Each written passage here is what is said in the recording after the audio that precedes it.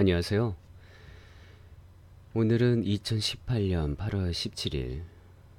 모두들 안녕히 주무셨나요? 부의 추월 차선 4장. 평범한 삶을 만드는 지도 서행 차선 87페이지부터 읽어보도록 하겠습니다. 절약만으로는 절대 부자가 될 수 없다. 스티브 풀세미가 이런 말을 했죠. 50년간 매주 50시간씩 일했는데 이제 그만 꺼지란 말을 들으면, 그리고 결국 양로원에 들어가 똥 오줌도 못 가리고 죽을 날만 기다려야만 한다면 그거야말로 미친 짓 아닐까? 이렇게 스티브 부세미가 이런 말을 했네요. 50년간 매주 50시간씩 일했는데 이제 그만 꺼지란 말을 들으면, 그리고 결국 양로원에 들어가 똥오줌도 못 가리고 죽을 날만 기다려야 한다면 그거야말로 미친 짓이 아닐까. 다음 출구 평범한 인생행 서행차선. 앞장에서 우리는 인도를 걷는 사람들은 아무런 재무 계획도 없고 단지 즉각적인 만족과 즐거움만을 추구한다는 것을 이야기했다. 인도가 오늘의 만족을 위해 내일을 저당 잡히는 만성적인 라이프 스타일이라고 한다면 서행 차선은 그 반대다. 보다 밝고 자유로운 내일에 대한 희망 때문에 오늘을 희생하기 때문이다. 서행 차선 여행자라면 거래의 규칙에 대해 역사라는 몇 가지 원칙점은 깨고 있을 것이다. 취직해서 아무리 힘들어도 한 주의 5일은 꼬박꼬박 출근하라. 점심은 도시락을 싸갖고 다니고 한 잔에 $10씩하는 커피는 그만 마셔라. 월급의 10%는 주식과 퇴직연금에 투자하라. 살 능력도 없는 스포츠카는 그만 생각하라. 65세 정년을 맞기까지 인생의 즐거움을 미뤄라. 저축하고 또 저축해라. 복리의 힘은 위대하다. 지금 투자한 1만 달러가 50년 후면 엄청나게 불어나 있을 것이다. 놀랍게도 서행 차선은 인도를 걷는 사람들에게 어른스러운 책임감이 더해질 때 가장 쉽게 갈아탈 수 있는 노선이다. 인도를 걷는 사람들은 가정을 이루거나 빚이 점차 늘거나 미래에 대한 기대와 현실, 간이 괴리를 느끼는 등 보다 많은 책임을 떠안게 되면 보다 책임감 있어 보이는 노선으로의 전환을 꾀한다. 믿을 만한 전문가들이 추천하는 서행 차선으로 갈아타는 것이다. 무절제한 행동이 인도의 대표적인 성질이라면 서행 차선의 재무 계획은 책임과 의무라는 부의 방정식으로 설명할 수 있다. 그러나 불행하게도 서행 차선에 들어서는 것은 길 잃은 운전자가 주유소에서 길을 물었는데 잘못된 길을 알려주는 상황과 같다. 한 가지 길을 가르쳐주는 사람이 낯선 이가 아니라 여러분이 신뢰하는 사람이라는 점만 빼면 말이다. 이들은 선생님, 텔레비전이나 라디오에 나오는 전문가, 재무 설계사 또는 부모님이 될 수도 있다. 이들의 조언으로 인해 서행 차선의 전략은 더욱 절대적인 것처럼 받아들여진다. 서행 차선은 오늘의 희생이 내일의 부로 돌아올 것이라는 가르침에 인생을 거는 도박에 지나지 않는데도 말이다. 부자가 될 거라는 약속, 그 대가는 당신의 인생이다. 서행 차선 인생의 딴죽을 거는 사람은 거의 없다. 그 거짓 진실은 너무나 완벽해서 그것이 거짓말임을 깨닫게 되는 시점은 이미 수십 년을 솟고 난 이후다. 그 와중에 수백만 명은 추가로 그 거짓말에 넘어간다. 서행 차선의 거짓말을 믿는다면 영광스러운 내일에 대한 희망 때문에 오늘을 팔아넘기게 된다. 그러면 그 영광스러운 내일은 도대체 언제 오는가? 언제쯤이면 모아둔 돈을 실컷 써보고 인생을 즐길 수 있는가? 도대체 언제? 천천히 부자 되기 전략의 원동력은 시간이다. 직장에서 보내는 시간과 시장에 투자한 시간이다. 당신이 기다리는 빛나는 내일은 40년 후에나 올 수도 있다. 그때쯤이면 당신은 인생의 마지막 정권이 들어서는 것을 보거나 두 번째 고관절 수술을 받고 있을 수도 있다. 당신의 빛나는 내일은 당신이 73세 치매 노인이 되어 냄새나는 침대 위에 누워 있을 때쯤 올지도 모른다. 10대 시절 존은 부자가 되기 위한 자기계발 서적을 여러 권 읽었다. 이 책들은 한결같이 저축하고 취직하고 알뜰 쿠폰을 모으고 버는 돈 이하로 생활 수준을 유지하라고 조언했다. 법대를 졸업하고 나서 존은 조언에 충실하게 생활했다. 쉽지는 않았지만 부자가 되기 위해 근면하게 살았다. 로펌에서 한 주에 60시간씩 일하느라 종종 가족에게 소홀하기도 했다. 주중 대부분의 시간은 사무실에서 보냈고 주말에는 주로 집에서 일 때문에 받는 스트레스를 해소하며 시간을 보냈다.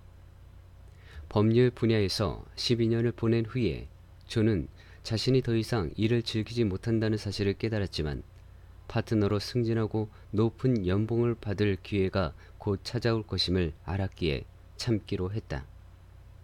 인생이 점차 진전하는 동안 존은 자신의 목표를 결코 잊지 않았다. 그는 55세에 은퇴할 계획이었다.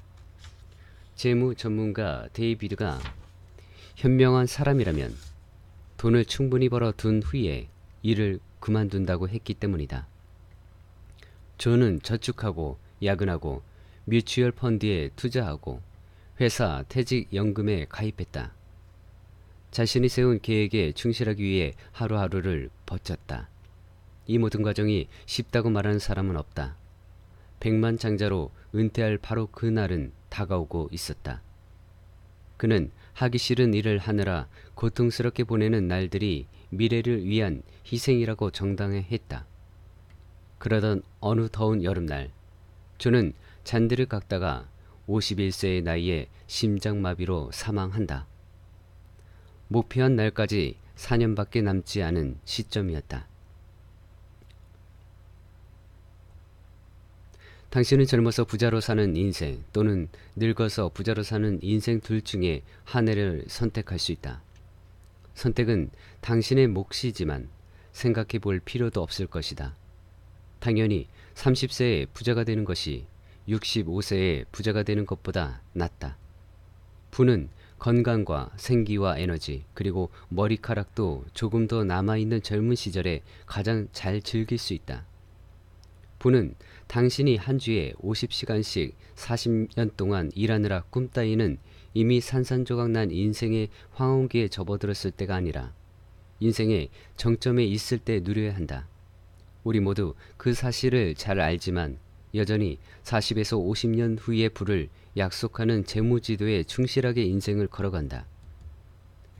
당신은 서행차선 계획이 정말로 효과가 있는가를 먼저 의심해 보아야 한다. 전 세계적인 불황 속에 서행차선이 불확실한 길이라는 사실이 드러나고 있다. 직업을 잃으면 서행차선 계획은 실패다.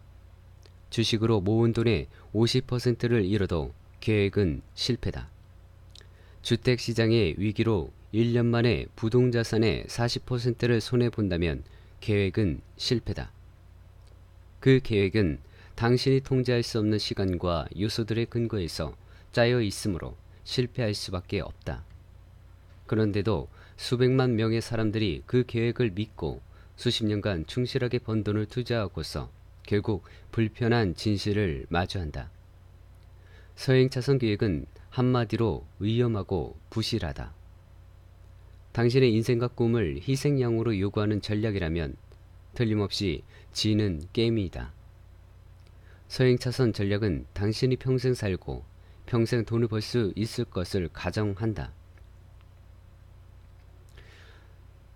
서행차선 여행자의 사고방식.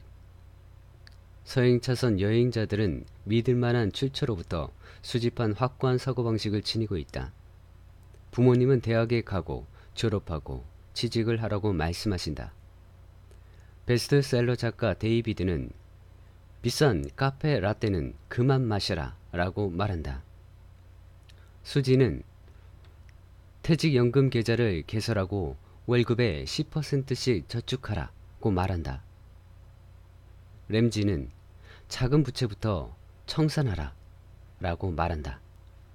이 모든 충고들이 모여 서행 차선 여행자의 사고방식을 형성하고 일생을 걸고 불을 향한 여정을 시작하게 만든다. 부채에 대한 인식은 어떨까? 빚은 악마야. 평생 초과 근무를 하게 되더라도 반드시 쫓아버려야 하는 존재지. 시간에 대한 인식은 이렇다. 시간은 충분해. 나는 기꺼이 내 시간을 돈과 바꿀 거야.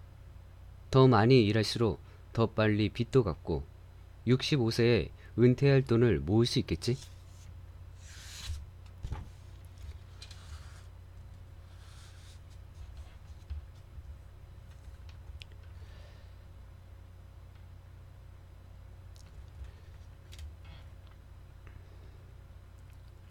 교육에 대한 인식은 이렇다. 교육은 중요해. 더 높은 연봉을 받을 수 있거든. 돈에 대한 인식은 어떨까? 돈은 귀해. 한 푼이라도 계획적으로 쓰고 아껴야 해. 65세에 큰 돈을 쥐고 은퇴하려면 힘들게 번 돈을 함부로 써버리면 안 되지. 주요 수입원은 어떨까? 내 직업이 수입의 유일한 원천이야. 부를 늘리는 주요 전략은 어떨까? 복리의 힘은 위대해. 오늘 투자한 10달러가 50년 후에 30만 달러가 될 거거든. 뮤추얼 펀드, 집값 상승, 퇴직연금도 빠뜨릴 수 없지. 부에 대한 인식은 어떨까? 1. 저축, 투자. 40년 동안 반복해서 65세 정도 되면 편안하게 은퇴할 수 있겠지. 아니면 운이 좋아 매년 12%의 수익을 본다면 아마도 55세쯤 은퇴할 수 있을 거야. 부의 방정식. 부의 방정식은 직업과 투자를 합한 것을 부라고 생각합니다. 목적지는 어떨까요? 인생의 황혼기에 즐기는 은퇴 후의 안락한 삶이라고 생각합니다. 책임감과 통제력은 어떨까요? 내게는 가족을 부양할 책임이 있지. 그러려면 회사, 재무설계사, 정부, 경제호황에 의존해야 한단 말이야 라고 책임감과 통제력을 가집니다. 삶에 대한 인식은 어떨까요? 작은 것에 만족하라. 불가능한 꿈을 버려라. 저축하며 검소하게 살고 불필요한 위험은 피해라. 그러다 보면 부자가 되어 은퇴할 수 있을 것이다. 이렇게 삶에 대한 인식을 가질 것입니다. 당신이 서행차선에 거짓말이 섞고 있다는 사실을 어떻게 알 수 있을까요? 다음은 서행차선의 여정에 필요한 준비물 목록입니다. 서행차선 여행에 필요한 무기, 진학, 검소, 좋은 성적, 비싼 커피 마시지 않기, 졸업, 학위 취득, 자립, 부채 해결, 초과 근무, 알뜰 쿠폰, 승진, 신용카드 해지, 월급의 10% 저축, 정액 분할 투자, 퇴직연금 가입, 주식 시장, 뮤추얼 펀드의 투자, 주택 매입 후 보유, 주택담보대출 조기 청산, 수표, 연금, 보조금, 개인 퇴직연금 계좌, 다각화, 소득 수준 이하의 생활, 보험세금 공제, 복리에 대한 이해. 이런 것들이 서행차선 여행에 필요한 무기인 것들입니다. 위와 같은 전문 용어들을 접하게 되면 경계해야 합니다. 누군가가 서행차선 전략을 부자가 되는 종합적인 계획이라고 당신을 속이려 들지도 모르기 때문이죠.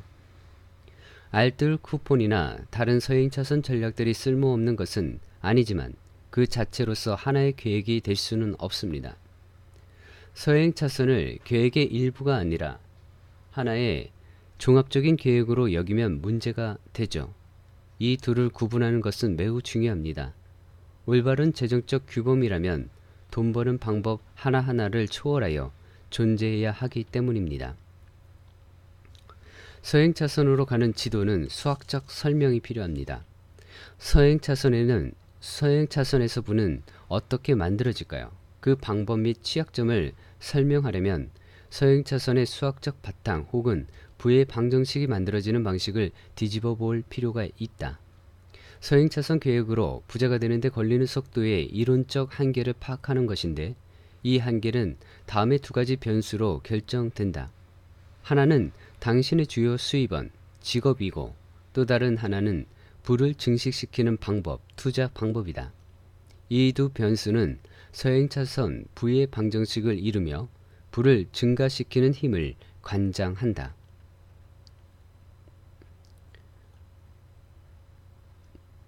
부는 주요 수입원, 즉 직업과 부의 증식 방법, 즉 투자를 합한 것을 말한다. 이 방정식은 아래와 같이 이해되곤 한다.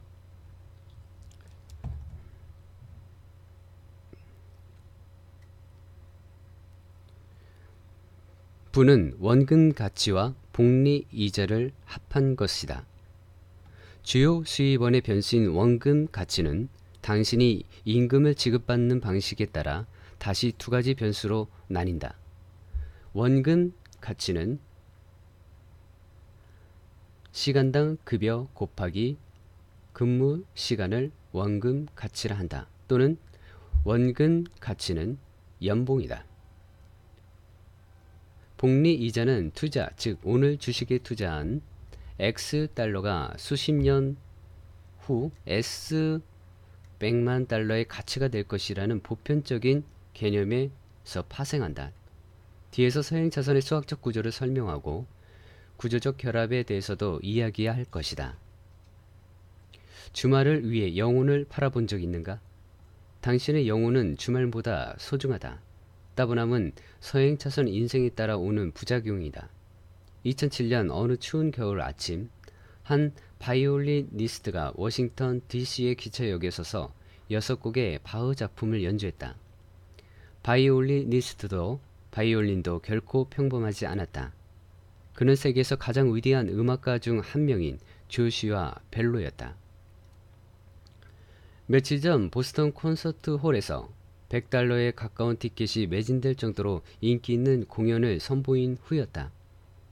조슈아가 바쁜 직장인들도 가득한 기차역에서 $350만 달러짜리 바이올린을 연주하는 동안 2천여 명이 그를 스쳐 지나갔다.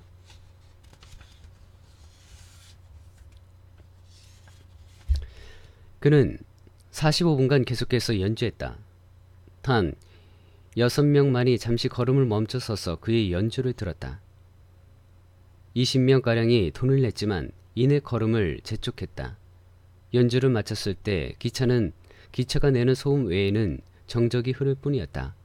박수갈채도 군중도 그를 알아보는 사람도 없었다. 워싱턴 포스트가 진행한 이 실험은 놀라울 정도로 강력하고도 불편한 진실을 증명한다. 세계에서 가장 훌륭한 음악가마저도 치열한 경쟁에 치이고 무관심으로 무정한 사람들의 발길을 끌 수는 없었던 것이다. 생계를 유지하는 일이 인생의 전부가 되는 바람에 망연자실했던 적이 있는가? 일에 급급해서 눈앞에 놓인 아름다운 존재를 전혀 못 보고 지나친 적이 있는가? 출근하는 사람들은 마치 좀비처럼 걷는다. 이들은 월요일부터 금요일까지는 아무리 아름다운 것이 눈앞에 나타나도 알아채지 못한다.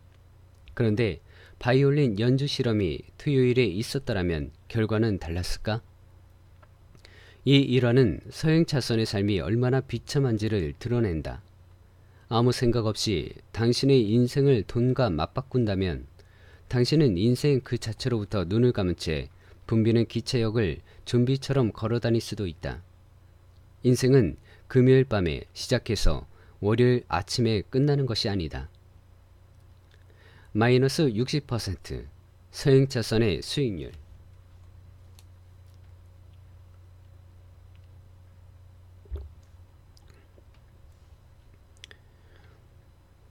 토요일과 일요일이라는 보상 때문에 당신의 영혼을 월요일부터 금요일까지 팔아넘기는 것은 바람직하지 못하다. 하지만 여러분은 바로 그 거래를 하고 있다. 서행차선의 지도를 전략으로 삼았다면 5대 이 거래를 받아들일 것이다.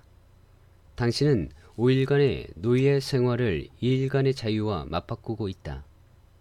월요일부터 금요일까지의 시간을 토요일과 일요일 이틀을 위해 팔아넘기고 있는 것이다. 사람들은 돈에 대해서는 마이너스 60%짜리 수익률을 금방 알아채고 거부하지만 시간에 대해서는 그렇지 못하다. 당신이 들이는 시간에 비해 더 나은 결과를 가져다주는 시스템에 위과하여 거래하지 않는 한 닷새의 노예 생활을 이틀의 자유와 맞바꾸는 거래는 결코 바람직하지 못하다. 5대2 대신 더 나은 비율로 인생을 구성하는 건 어떤가? 1대2 또는 3대10은 어떤가? 1대10의 비율로 인생을 살 수 있다면 5대2의 거래를 계속하겠는가? 투자할 만한 가치가 있는가? 나는 한참 일하던 시기에 7대 0, 즉 7일을 일하되 하루도 쉬지 않았다. 7대 0의 비율로 살았다. 내 지도 위에 길이 내 꿈을 향해 가리라는 사실을 알고 있었기 때문이다. 나는 40년 후가 아니라 가까운 장래에 더 나은 비율을 얻겠다는 생각으로 일했다. 나는 내 운명을 통제했고 결국 시간을 투자한 결과로 40년에 해당하는 시간을 벌었다. 이제 나는 0대 7의 비율로 산다. 나는 하루도 일하지 않고 7일의 자유를 누리고 있다. 당신이 서행차선의 삶에서 빠져나오지 못하는 한 당신이 투자한 자유는 마이너스 60% 수익률의 벽을 깨지 못할 것이다.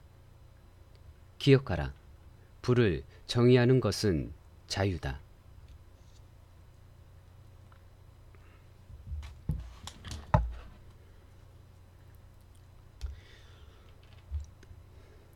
이번 장에서 요약되는 추월차선의 핵심은 이렇습니다. 서행차선은 인도를 걷는 사람들이 책임과 의무를 느낄 즈음에 자연스럽게 갈아타는 노선이다.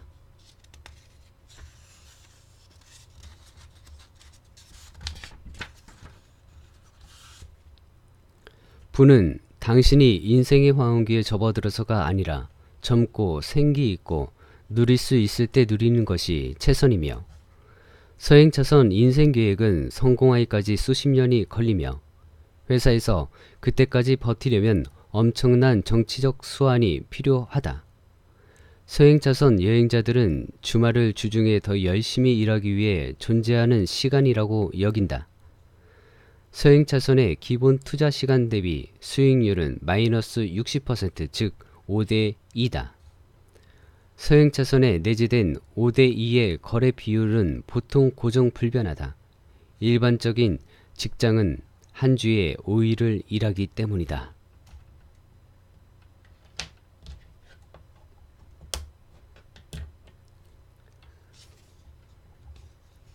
오늘은 이렇게 98페이지부터 읽어보았고요. 부의 추월차선 끝까지 들어주셔서 감사합니다. 오늘 하루도 행복하십시오.